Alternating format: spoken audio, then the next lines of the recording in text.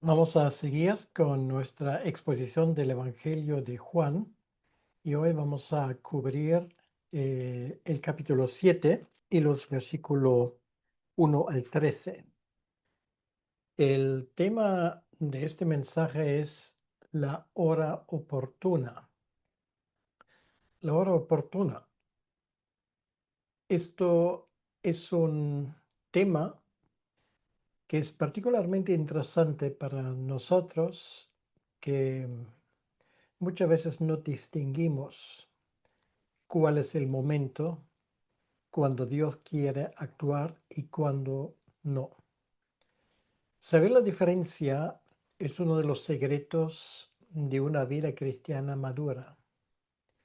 Y esto es precisamente lo que Jesucristo aquí nos enseña, una gran lección sobre ese tema de la hora oportuna.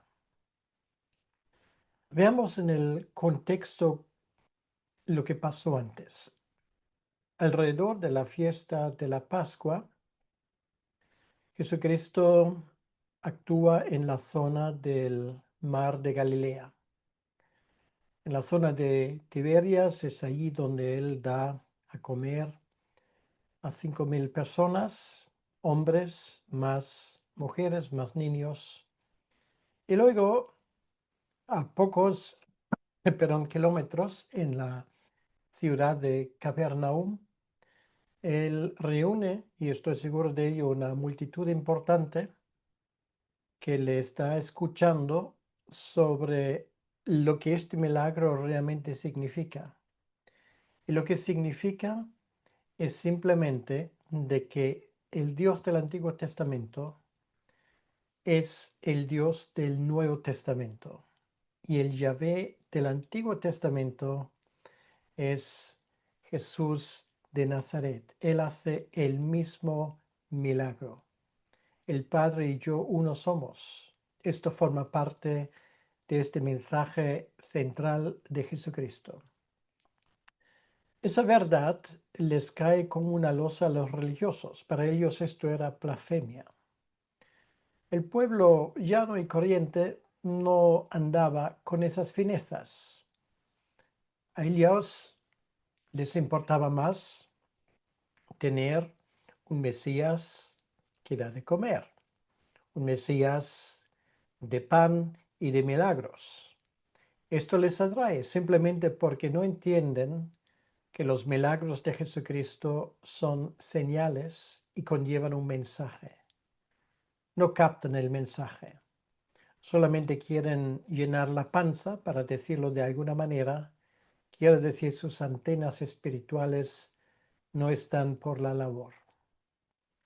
Con todo esto pasa el verano y ahora estamos en el mes de otoño y se acerca otro de las, eh, otro de las tres fiestas importantes de los judíos, que es la fiesta de Sukkot, la fiesta de los tabernáculos, que recuerda precisamente la salida de Egipto y el hecho de que los israelitas están allí a la intemperie, viviendo bajo estos cabañas sencillos que les da cobijo ante las inclemencias del tiempo. Y de paso también en esta fiesta se recuerda el gran ciclo de la cosecha de otoño. Son sobre todo las frutas que ahora se recogen, como pueden ser, por ejemplo, las uvas y otras frutas que hay allí. Pues esto es el contexto. Y la pregunta es, ¿qué va a hacer Jesucristo? ¿Se va a presentar en la fiesta porque debe de presentarse como hombre mayor, como israelita? Está obligado a hacerlo por la ley de Jesucristo. Vamos a escuchar lo que nos dice Juan sobre este tema y voy a leer los versículos 7, del capítulo 7, los versículos 1 al 13. Dice así la palabra de Dios. Después de estas cosas, andaba Jesús en Galilea, pues no quería andar en Judea, porque los judíos procuraban matarle. Estaba cerca la fiesta de los judíos, la de los tabernáculos. Y le dijeron sus hermanos: sal de aquí y vete a Judea, para que también tus discípulos vean las obras que haces. Porque ninguno que procura darse a conocer hace algo en secreto. Si estas cosas haces, manifiéstate al mundo, porque ni aun sus hermanos creían en él. Entonces Jesús les dijo: mi tiempo aún no ha llegado, mas vuestro tiempo siempre está presto. No puede el mundo aborreceros a vosotros, mas a mí me aborrece, porque yo testifico de él que sus obras son malas. Subid vosotros a la fiesta, yo no subo todavía a esa fiesta, porque mi tiempo aún no se ha cumplido. Y habiéndoles dicho esto, se quedó en Galilea. Pero después que sus hermanos habían subido, entonces él también subió a la fiesta, no abiertamente, sino como en secreto. Y le buscaban los judíos en la fiesta y decían: ¿dónde está aquel? Y había gran murmullo acerca de él entre la multitud, pues unos decían: es bueno, pero otros decían: no, sino que engaña al pueblo. Pero ninguno hablaba abiertamente de él por miedo a los judíos. Hasta aquí la lectura de la palabra de Dios de Juan capítulo 7, los versículos 1 al 13. Vamos a pedirle al Señor que Él nos acompañe en este tiempo y nos bendiga en ese estudio de su palabra. Gracias, Señor, te damos una vez más por esta oportunidad de estudiar tu palabra. Pedimos que tú bendigas lo que vamos a estudiar, estos versículos de este viaje de Jesucristo a Jerusalén, y también de su gran enseñanza sobre la hora oportuna. Te pedimos, Señor, que tú bendigas ese tiempo y que tú mismo hables a través de tu Espíritu Santo. Te lo pedimos, Señor, en tu nombre. Amén. Creo que después de la lectura de estos versículos queda claro por qué he llamado esto la hora oportuna. Después de lo que pasó en el capítulo 6, que era una manifestación clara de la divinidad, de la plena divinidad de nuestro Señor Jesucristo, dice aquí que Jesús andaba en Galilea. Esto era su comarca y él creció en Nazaret. Ahora él tiene el domicilio en Capernaum, en la casa de Pedro, y él recorre la comarca, sin lugar a dudas, a predicar, y también seguramente algún que otro milagro haría. Porque es el mismo Juan que nos dice al final de su evangelio que si él hubiera contado todos los milagros que Jesús había hecho y todo lo que había dicho, pues habría que escribir y llenar muchísimos libros. Por lo tanto, esto es una suposición bastante segura. Pues ahí está. Y con todo esto se acaba el verano y se acerca ese ciclo de fiestas judías de otoño. Primeramente el día del nuevo año, el Rosh Hashanah, y luego el día de Yom Kippur, el día de redención. Y pocos días después empezaría la fiesta de los tabernáculos, que aquí se menciona. ¿Por qué no se fue a Judea en ese momento? Bueno, porque él era muy consciente de que obviamente en la ciudad de Jerusalén ya le tenían en la mira. Y él no era un suicida. Él iba a morir, pero él iba a morir en su momento, en la hora oportuna, no en cualquier momento. Entonces, él, sabiendo esto, no quería causar allí un problema anunciando su venida, vamos a decirlo de forma oficial. Pues esa fiesta de los tabernáculos, que es una fiesta que se describe en Levítico capítulo 23, es una de las 3 fiestas obligatorias para cualquier judío adulto y Jesucristo, sin lugar a duda, debería haber acudido allí. Y en ese sentido, lo que dicen sus hermanos, y ahí no estamos hablando de los hermanos en un sentido metafórico como hermanos en la fe, sino aquí estamos hablando de sus hermanos em, carnales o medio hermanos, porque indudablemente tenían la misma madre, pero no el mismo padre. No hay que olvidar que en esa familia Jesucristo es un hijo adoptivo, es hijo legal de José, pero José no es su padre biológico. Pues estos hermanos, de los cuales algunos conocemos por las cartas que han dejado, es decir, Santiago y Judas, en aquel momento no tienen ni idea de lo que su hermano quería decir, ni tenían ni idea cómo eso encajaba en la historia de la salvación. Ellos a esas alturas habían convivido con él durante más de 30 años. Habían tenido este privilegio de conocerle mejor que nadie. Sin lugar a duda, eran testigos de incontables conversaciones en la mesa de aquella casa modesta donde Jesucristo indudablemente habría comentado cosas.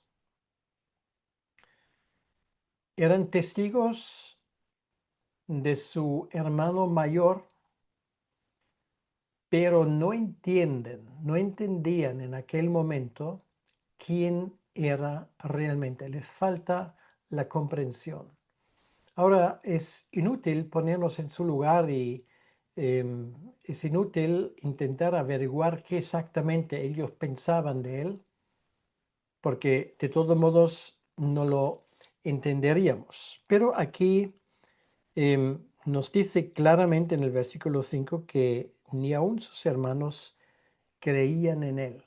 Sí, le conocen, sí, le acompañaban durante 3 decenios, pero no tienen ni idea quién era Jesucristo.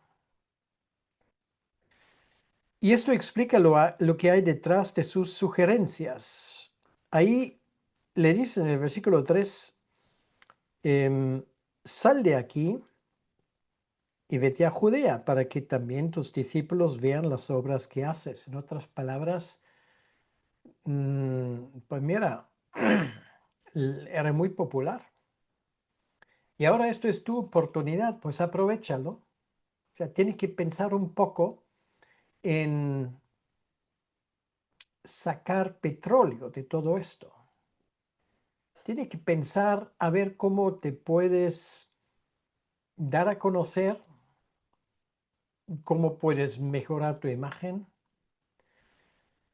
Tienes que pensar cómo llevar a cabo una campaña de imagen que te dará aún más apoyo en el pueblo. Bueno, ¿quién habla así? Pues así habla un político. Es exactamente como piensa un político que usa el favor, el apoyo de la gente para salir adelante. Para ellos veían que Jesucristo tenía mm, tenía el potencial de ser un líder religioso político, ambas cosas, pero para eso él necesitaba publicidad. Y de allí su consejo, que es un consejo perfectamente entendible desde el punto de vista humano. Haz un par de milagros para que los discípulos que tienes ahí, tus seguidores, porque ya has perdido algunos, como hemos visto al final del capítulo 6 de Juan, para que por lo menos recuperes el apoyo en Judea. Ahí es mucho más importante.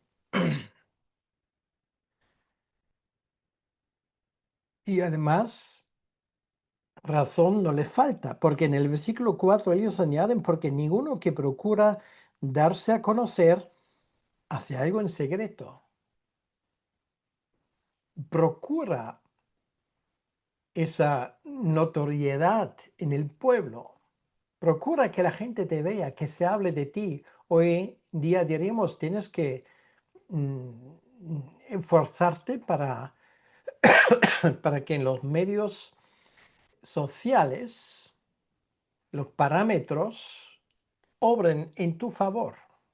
O sea, tienes que buscar seguidores, likes, me gustas, ese tipo de cosas, porque lo vas a necesitar. Tienes que trabajar en tu imagen.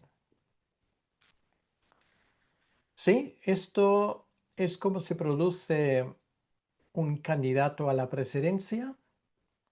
Esto es como funciona un político. Y así se trabaja con los medios humanos. Y así nos engañan año tras año, elección tras elección. Ningún cristiano se debería sorprender que con ese tipo de juego realmente no se gana nada, porque está basado sobre mentiras, sobre lavado de imagen, tiene que ver con la producción de un personaje que no existe. Y eso se aplica a cualquier político. Si tú crees que sabes quién te gobierna, te equivocas. Porque esto sigue exactamente a este tipo de principios. Ahora, Jesucristo em, les da un jarrón de agua fría, realmente, porque Él no funciona en estos parámetros. Él no tiene que cumplir una agenda, una gira para buscar más apoyo y más seguidores. Él no tiene que recaudar fondos para una campaña publicitaria. Y esto es la gran equivocación de muchos que, por lo visto, confunden la política con el reino de Dios. Sí, los políticos, ese mundo actúa a su manera, y lo sabemos, porque el patrón siempre es el mismo. ¿Y por qué? Bueno, porque el pueblo es muy fácil de engañar, es muy fácil de manipular. Realmente lo que sus hermanos le recomiendan va en esos términos. Manipula, engaña, procura impresionar. Pero Jesús no está por la labor.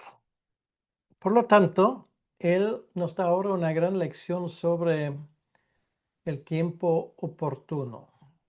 Allí, curiosamente, el griego tiene dos palabras.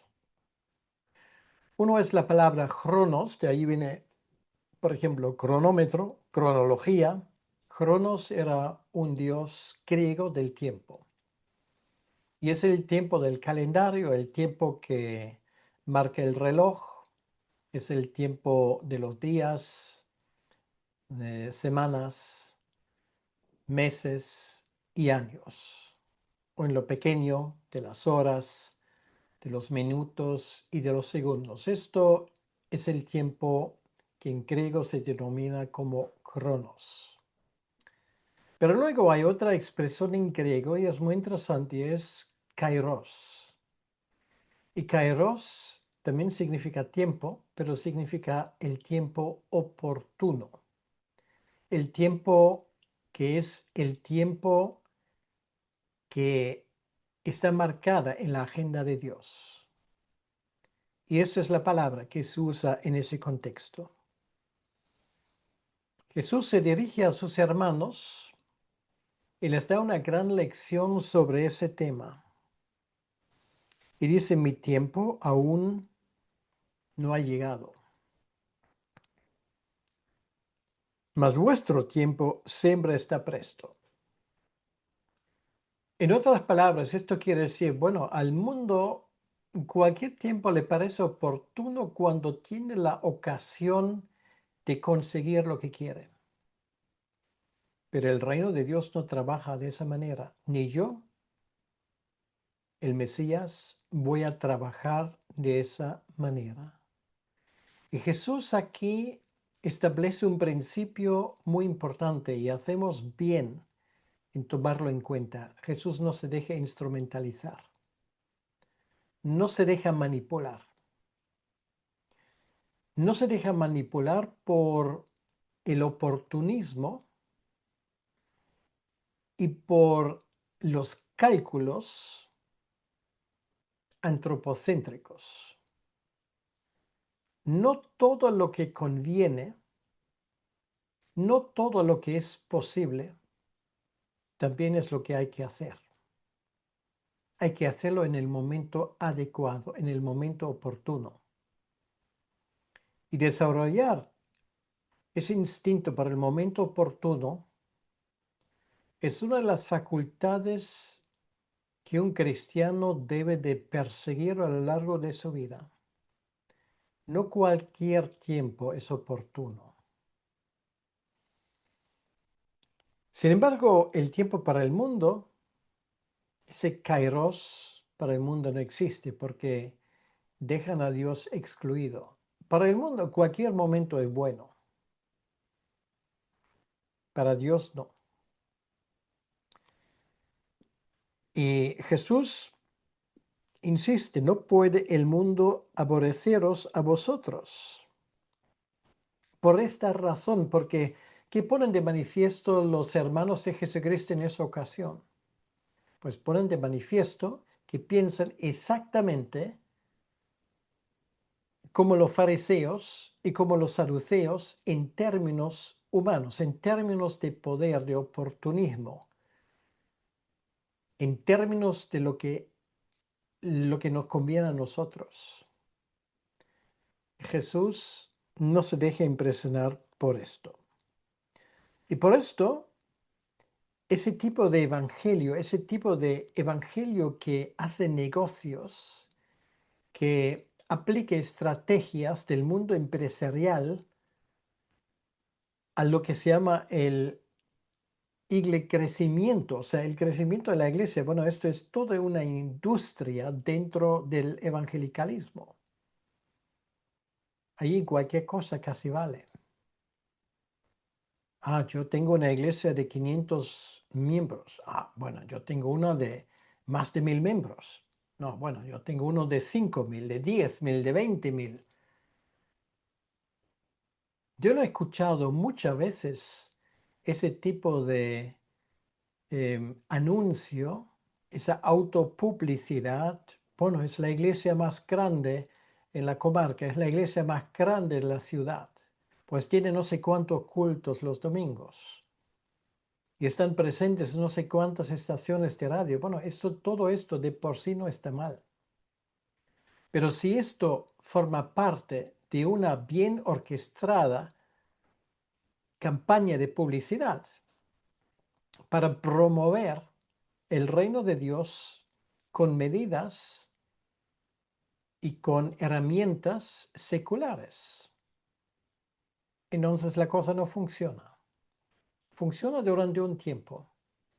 Y lo que ha crecido mucho es como un fuego de paja. También se apaga rápido. Y esto es lo que vemos una y otra vez. Y normalmente a ese tipo de cosas el mundo no aborrece porque esas iglesias saben muy bien manejarse con el poder. Si ahí se acerca un político, pues siempre está en primera fila. Si viene el alcalde de la ciudad, pues hay que darle la oportunidad para dar una palabra de saludos.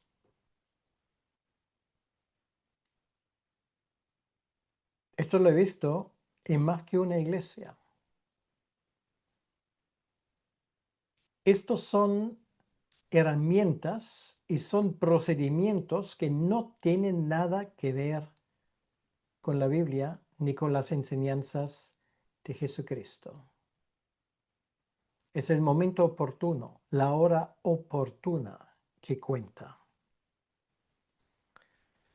Aquí dice en el mismo versículo más, a mí me aborrece porque yo testifico de él, del mundo. De Jesucristo analiza el mundo y ese análisis del mundo al mundo no le gusta. No le gusta para nada. Por eso su mensaje siempre fue un mensaje chocante. Por eso Jesucristo nunca busca terreno común, como hoy se dice, para hablar mejor a la gente, y aún mucho menos busca terreno común con aquellos que tienen el poder político o religioso. Marca distancias. ¿Por qué? Porque sabía lo que hay en el hombre. Sabía cómo esa gente funcionaba. Sabía que sí que podían darle algo si a cambio él también les da algo. Do ut des, se dice en latín. Yo te doy para que tú me des. Ese tipo de mercantilismo religioso es una abominación en los ojos de Dios. Jesucristo testifica del mundo. ¿Y qué es el resumen de su testimonio? Pues que sus obras son malas.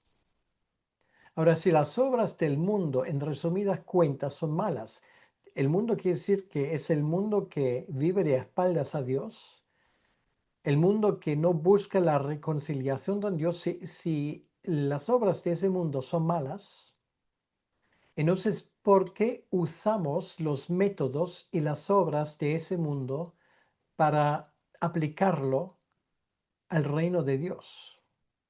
Es una pregunta. Es una pregunta que requiere una respuesta, y la respuesta es por una equivocación teológica garrafal. Esto no funciona. ¿Tú te imaginas a Poncio Pilato o al rey Herodes dando una palabra de saludos en un culto solamente porque les toca representar al Imperio Romano o porque representan la gobernación de una comarca israelita? Las obras son malas del mundo y por lo tanto un discípulo de Cristo no debe de engañarse. Aquí estamos hablando de un enfrentamiento. No vamos a ganar al mundo buscando terreno común, intentando traer el mundo a nuestro lado, intentando ganar puntos con el mundo, porque el mundo nos va a comer.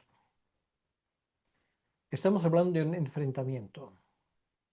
El mundo y el reino de Dios son como agua y aceite. Y el discípulo de Cristo que no comprende esto,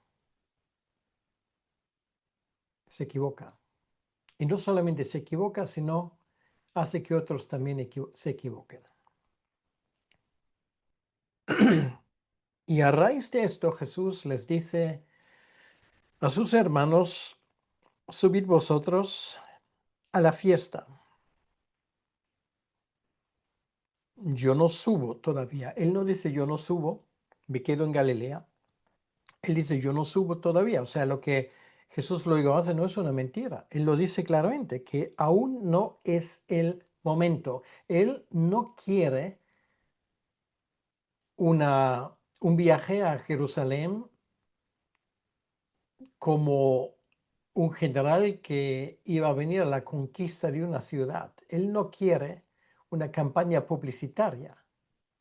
Él no quiere un recorrido triunfal, no, en absoluto. Y ahora dice, porque mi tiempo aún no se ha cumplido. Jesús está muy claro. Él no quiere provocar las cosas antes de su tiempo. Todavía hay cosas que él tiene que cumplir. El kairos aún no ha llegado. El momento oportuno. Él va a ir a la fiesta, pero a su manera y bajo sus condiciones. Y para eso él no necesita ni el consejo del mundo, aunque ese consejo venga a través de sus hermanos, ni tampoco un manual de estratégicas evangélicas. Habiendo dicho esto, dice en el versículo 9, se quedó en Galilea. Pues los hermanos obviamente ya se habrán ido, él aún se queda. Y luego él viaja de forma incógnita, no lo dice abiertamente. Y tampoco, por lo visto, busca compañía.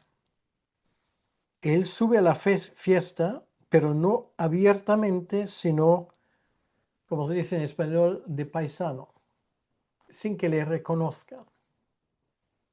Él no quiere publicidad gratuita, porque él sabe lo que está en el hombre y él sabe cómo el mundo funciona.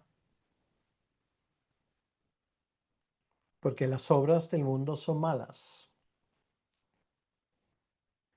Entonces, mientras tanto, en Jerusalén había una expectativa en cuanto a su persona. Finalmente, cuando empieza la fiesta de los tabernáculos, es una fiesta que se alarga aproximadamente durante una semana. Claro, había mucha gente, también había gente de Galilea, había gente de todo el país, incluso más allá de las fronteras, y le buscan y dicen, bueno, ¿dónde está? Aquel que hace ese gran milagro en Galilea de la multiplicación de los panes y los peces y cuyo nombre se ha hecho tan grande, ¿dónde está? Porque debería haber venido a esta fiesta. Y había comentarios de todo tipo. Aquí dice murmullo acerca de él entre la multitud, porque hay diferentes opiniones hasta el día de hoy. Algunos dicen, no, él es un buen hombre, y otros dicen, no, no, no, este engaña al pueblo. Pues ya nos podemos imaginar quién habla así, este engaña al pueblo. Bueno, esto era la tesis de aquellos que de verdad engañan al pueblo. Y de los discípulos de aquellos que engañan al pueblo, sigue vigente hasta el día de hoy. Engañar al pueblo. ¿Lo hace Jesucristo? Pues va a ser que no. Lo que hace Jesucristo, Él dice la verdad. Pero aquellos que no quieren que Jesucristo hable, estos engañan al pueblo. Y de ahí viene esa persecución que tenemos. Pues aquí en Europa tenemos dos casos últimamente. Uno en el Reino Unido, donde se lo prohibieron a un hombre orar en la calle de forma pública, y otro en Alemania, donde yo resido, donde hicieron otro tanto, un hombre que simplemente llevaba una Biblia andaba por una calle céntrica de una ciudad alemana y estaba orando por la ciudad. En ambos casos vino la policía. Estamos hablando de dos países supuestamente democráticos. ¿Esto qué quiere decir? Pues que tienen gobiernos que fueron votados por la mayoría de los votantes, que obviamente no tienen problemas en que se prohíba ahora no solamente predicar en público, sino también orar en público. Estos son los tipos de Herodes y de Pilatus que ahora nos gobiernan en estas latitudes. Jesús sabe que el mundo es malo y es exactamente la estrategia del malo. Los que nos dicen que estos cristianos están engañándonos son aquellos que precisamente profieren el engaño por la izquierda y por la derecha. Y esto debería hacernos reflexionar. Sí, había otros que dijeron, no, él es bueno, pero Jesucristo no solamente es bueno. Él en una ocasión le iba a decir, ¿tú me llamas bueno? Pues que sepas una cosa, solamente hay uno que es bueno y este es Dios. Ahora, si tú me dices que yo soy bueno, tienes que reconocer que yo soy Dios.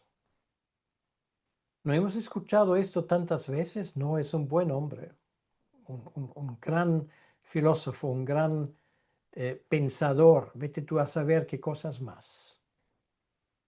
No, no, no, no. Jesucristo no solamente es un buen hombre, no solamente es un buen religioso. Jesucristo es Dios. Y el mundo no va a aceptar esto porque el mundo no tolerará otros dioses a menos que los dioses que el mundo reconoce como dioses. Y esto es el fondo de este enfrentamiento que dentro de muy poco va a estallar otra vez. No puede haber allí coexistencia pacífica con este mundo. Y la iglesia del Señor tiene que ser muy consciente de que este mundo siempre lo va a tener enfrente. Bueno, siempre que proclame el Evangelio. Tú puedes proclamar, por supuesto, un Evangelio descafeinado, un Evangelio insulso, un Evangelio sin cuernos ni dientes. Y el mundo hasta te va a aplaudir. Claro, tú puedes invitar al alcalde y pedirle que él dé una palabra de saludos. Y tú puedes hacer muchas cosas para no perder, por ejemplo, el privilegio de exención de pagar impuestos, de poder conseguir el 0,5% de los impuestos que pagan los feligreses, como ocurre en España, etcétera. Todo esto lo puedes tener. Pero ¿cuál es el precio que pagas? El precio que pagas es el precio que tienes que alinear con aquellos que son enemigos del Evangelio. ¿No puede venir un político, un alcalde a un culto? Sí, puede venir, pero no como político o como alcalde, sino como creyente. Sencillamente esto. Nos hemos apartado tanto en nuestra forma de buscar los aplausos del mundo y la benevolencia de aquellos que nos gobiernan, que se ríen de nosotros. En España, por ejemplo, en las puertas de ciertas iglesias, incluso como los evangélicos ahora han crecido últimamente, gracias sobre todo no a la evangelización, sino a la inmigración que viene de Latinoamérica, cuando hay tiempos de elecciones ya hay partidos políticos que piden poder presentar sus programas correspondientes a las puertas de las iglesias, en algunos casos incluso dentro de las iglesias. Yo llamaría esto baalismo moderno. La iglesia del Señor tiene su propia agenda, tiene su propio kairos, el tiempo oportuno. Y para eso no necesita la ayuda del mundo, que aquí dice que el mundo, según el entendimiento de Jesucristo, produce obras malas. Y todo esto termina con el versículo 13 donde dice, pero ninguno hablaba abiertamente de él, por miedo a los judíos. Bueno, esto es otra cosa. Ya vivimos en tiempos, bueno, yo no sé en tu país, pero yo vivo aquí en la Unión Europea y aquí esto es una realidad, donde ciertas cosas tú ya no dices, no puedes decir públicamente si no quieres tener problemas. Ah, sí, tú tienes la libertad de expresión, pero tendrás que vivir con las consecuencias. Eso se dice en todos los estados totalitarios, también aquí en la Unión Europea. Tienes libertad de expresión, pero atente a las consecuencias.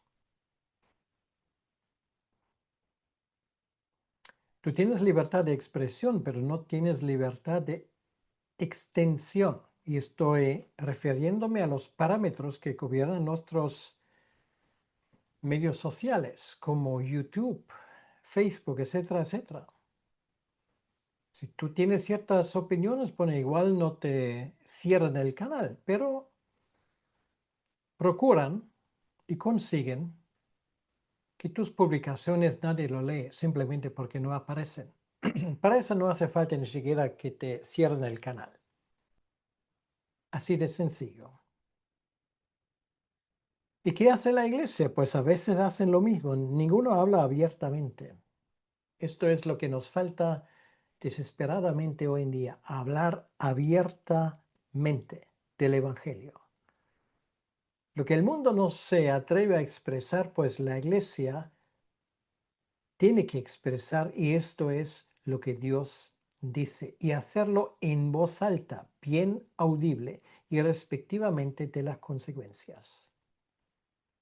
Jesucristo no se deja instrumentalizar, no se deja manipular. La iglesia del Señor se deja instrumentalizar, se deja manipular. Y ahora voy a ser muy concreto. Tú mismo, personalmente, en tu vida cristiana, ¿te dejas instrumentalizar? ¿Te dejas manipular? Piénsalo, piénsalo y piénsalo bien. Ejemplos no faltan.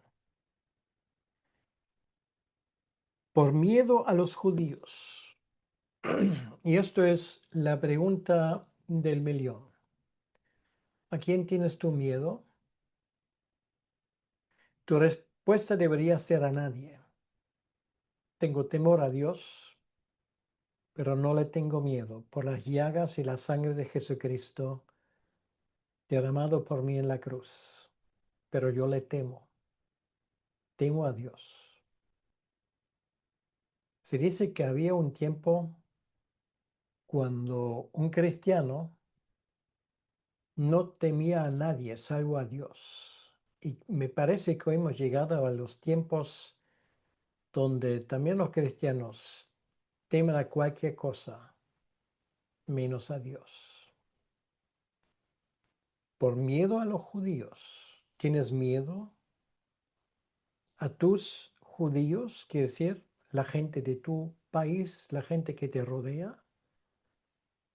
¿O estás dispuesto a dar un testimonio claro?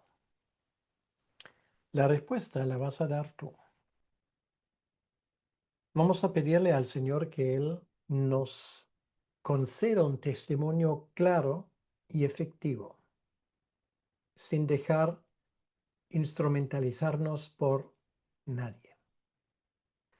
Señor, gracias te damos por este pasaje, gracias por lo que tú nos quieres decir a través de esos 13 versículos. Ayúdanos, Señor, a tomarnos a tu testimonio y a tu procedimiento como ejemplo. Te damos las gracias, Señor, por tu presencia entre nosotros. Ayúdanos a que nuestro testimonio sea un testimonio claro, inequívoco y sin dobles lecturas ni matices. Todo esto te lo pedimos, Señor, en tu nombre y para tu honra y gloria. Amén. Que Dios te bendiga.